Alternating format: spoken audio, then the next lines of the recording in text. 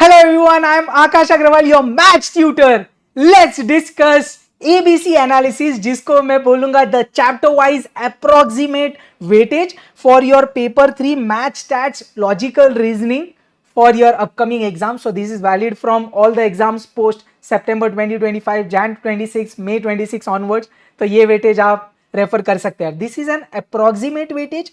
एक और चीज मैंने क्या किया है ना, I have taken an analysis of past 10 to 11 papers so that आपको एक ट्रेंड समझे, है ना. You can pause and just go through it as per your convenience. चलिए एक बार क्विकली देखते हैं कि इसमें हो क्या रहा है या क्या किया है मैंने. ध्यान देना प्लीज.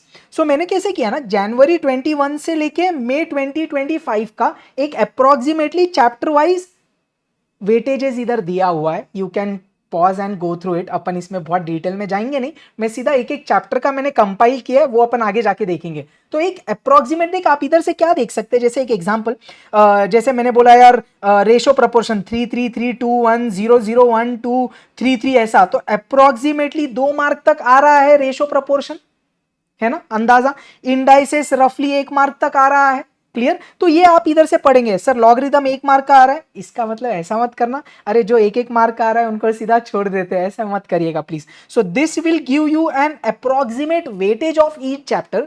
मैं फिर से वही बोल रहा हूं, you can pause and just go through it. अच्छा, मैथमेटिक्स ऑफ फाइनेंस या टाइम वैल्यू ऑफ मनी भाई कंसिस्टेंटली 14 मार्क्स का आ रहा है, बढ़िया फिक्स्ड है, ऐसा बाकी में चेंज होते रहता है. So this is just an approximation, not an exact weightage. Okay, तो ये अपना पूरा मैथ्स के चैप्टर्स का हो गया. ठीक है, maths heading. Now next let's do logical reasoning. Same way logical reasoning का ये अपने 4 टॉपिक्स, अप्रोक्सीमेट सबका वेटेज 5 ही है. कभी कभी दिख रहा है ऊपर नीचे होते रहता है, कोई 6 कोई 4. अप्रोक्सीमेटली आजकल लेटेस्ट में तो सब 5 5 5 5 आ रहा है, बढ़िया. नेक्स्ट स्टैटिस्टिक्स देखते हैं, फिर मैं उनको कंबाइन पूरा एक कंबाइन करने वाला हूँ, डोंट वरी. ओके, तो इधर से अपन सिर्फ क्या समझ रहे हैं, पास्ट 11 पेपर्स का क्या ट्रेंड रहा है. ओके चलिए. सो ये अपने पूरे स्टैटिस्टिक्स के पार्ट का है. स्टैटिस्टिक्स में दिख रहा है ये अपना पहला topic, statistical description of data and sampling. तो जैसे देखिए इधर मैंने लिमिट्स का भी बताया है, अगर आपने ऑब्जर्व किया, पहले लिमिट्स नहीं हुआ करता था, अब लेटेस्ट 4 पेपर्स में 3 पेपर्स में आया, एक बार तो नहीं भी आया, तो आ भी रहा है नहीं भी आ रहा है, बट मैक्सिमम 1 मार्क का आ रहा है. That is not something which is fixed, it can change. वैसे ही देख स्टैटिस्टिकल डिस्क्रिप्शन ऑफ डेटा, अभी तक इधर देखेंगे आप तो रफली 7 to 8 मार्क्स आ रहा था, फिर सैम्पलिंग ऐड हो गया, तो दिख रहा है सैम्पलिंग 2 मार्क 2 मार्क, एक बार 5 मार्क के लिए, एक बार 3 मार्क के लिए. So you can approximate it as 2 marks. And वो टाइम पे फिर फर्स्ट चैप्टर का वेटेज उन्होंने मतलब स्टैटिस्टिकल डिस्क्रिप्शन थोड़ा कम किया, सैम्पलिंग बढ़ा दिया. On an average the chapter number 13 is for 8 to 9 marks approximately. Central tendency 6 mark का रफली आता, डिस्पर्शन 5 मार्क का. एक्चुअली मैं इसको ऐसे बोलूंगा, ये जो अपने पहले 3 टॉपिक्स है ना, ये 3 मतलब चैप्टर नंबर 13 एंड ये चैप्टर नंबर 14 जिसमें यूनिट 1 यूनिट 2 है. तो chapter number 13 and 14 usually on an approximate will come for 19 marks. ये भाई बहुत इंपॉर्टेंट है, ये कुल मिला के आप ऐड करिएगा, ये अप्रोक्सीमेटली 19 मार्क्स बनता है ऑन एन एवरेज. आप सब एग्जाम में देखना, मैं एवरेज अप्रोक्सीमेट बोल रहा हूं. नेक्स्ट देखेंगे probability, approximate 6 marks, theoretical 5 marks, correlation regression 5 marks. अभी लेटेस्ट ट्रेंड क्या चल रहा है थोड़ा देखेंगे तो प्रोबेबिलिटी रफली 7 मार्क्स का आ रहा है और ये लगभग 4 मार्क्स का आ रहा है. मेरे को ऐसा लगता है अप्रोक्सीमेटली ये 10 से 11 मार्क का, 11 से 12 मार्क का आएगा, और ये थोड़ा बहुत 10 मार्क ऊपर नीचे हो सकता है. I hope you are getting an idea. अब ये मैंने पेपर वाइज दिया था बेटा, अब देख चैप्टर वाइज आपके लिए कंपाइल किया है, ध्यान देना. तो जैसे मैंने बोला चैप्टर नंबर 1 अप्रोक्सीमेटली, मैं इधर फिर से लिख देता हूं, this is approx weightage.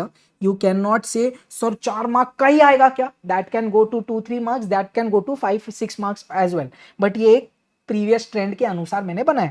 Chapter number 1 4 marks, equation 4 marks, linear inequalities 1 to 2 marks आता है, ये तो एकदम फिक्स्ड है यार. मैथमेटिक्स ऑफ फाइनेंस 14 मार्क्स का ही आता है भाई. नेक्स्टली परम्यूटेशन रफली 4-5 marks, sequence series 4-5 marks, set relation function including limits around 3 to 4 marks, calculus 4 marks approximately. कभी कभी 2 क्वेश्चंस भी आ जाते हैं तो कभी कभी 6 भी आ जाते हैं. अप्रोक्सीमेट वेटेज है ये लॉजिकल रीजनिंग तो 5-5-5-5 sorted. Statistical description of data including sampling approximate 8, central tendency 6, dispersion 5. तो मैंने बोला ना ये कुल मिला के 14 and 5 approximately 19 marks.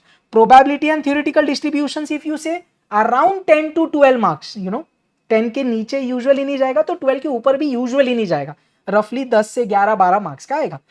Theoretical distribution हो गया। आप correlation, regression and index numbers 5-5 mark के लिए मस्त 10 मार्क अपने हाथ के। क्लियर। अब बिफोर गोइंग अहेड, अब मैं आपको बताने वाला हूं कि आप क्या सीक्वेंस में चैप्टर्स कवर कर सकते हैं if you have very less time in your hand. Before that, if you or your friends are planning for CA Foundation September 25, Jan 26 or May 26 exam onwards and they are looking for one-stop preparation for their math stats ka preparations, one-stop solution for math stats LR preparation, they can definitely join my lectures. You can visit bbvirtuals.com to check out the lectures. तो उधर से आपको full course fast track मिलेगा।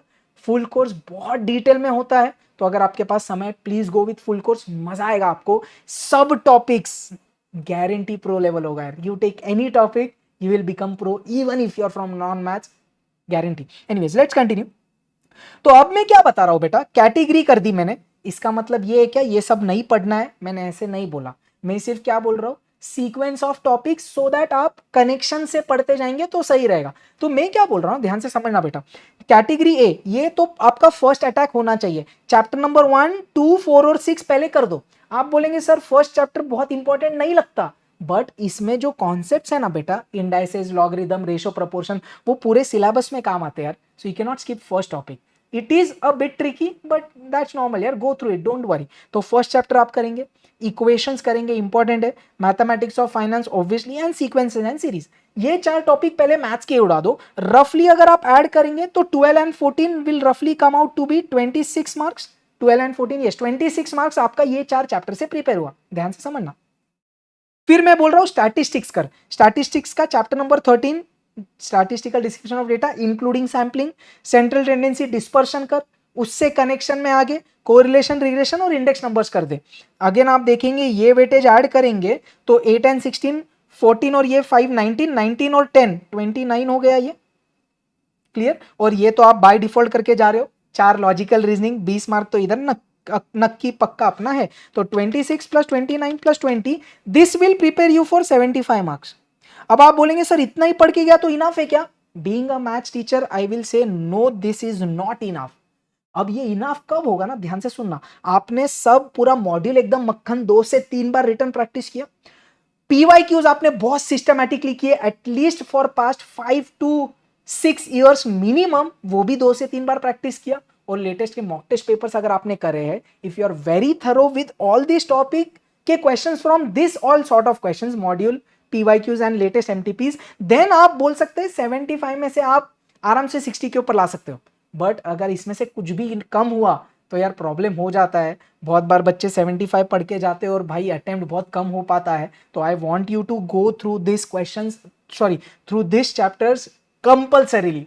और अगर आप मेरे lectures के स्टूडेंट हो तो बेटा ये टॉपिक्स तो आपको करने हैं, आपको 100% मजा आएगा यार।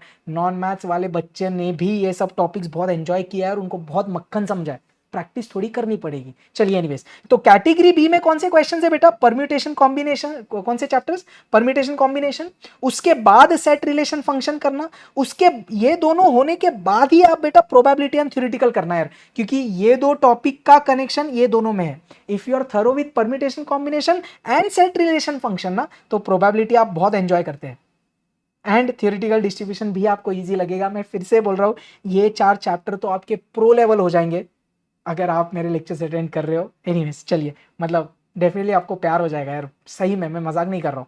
ये दुनिया बोलती है ये बहुत डिफिकल्ट है, it's not difficult, it's just how you understand and how you know learn it from, wherever you learn it from। anyways, तो ये अगर आप देखेंगे ये 4 टॉपिक्स, और फिर मैंने बोल दिया लीनियर इनइक्वालिटीज, है छोटा सा टॉपिक बट बहुत प्रेशर वाला नहीं है। तो अगर आप ये सब ऐड करेंगे ना बेटा, ये लगभग 21 मार्क्स के हैं, तो आप इसको छोड़ नहीं सकते।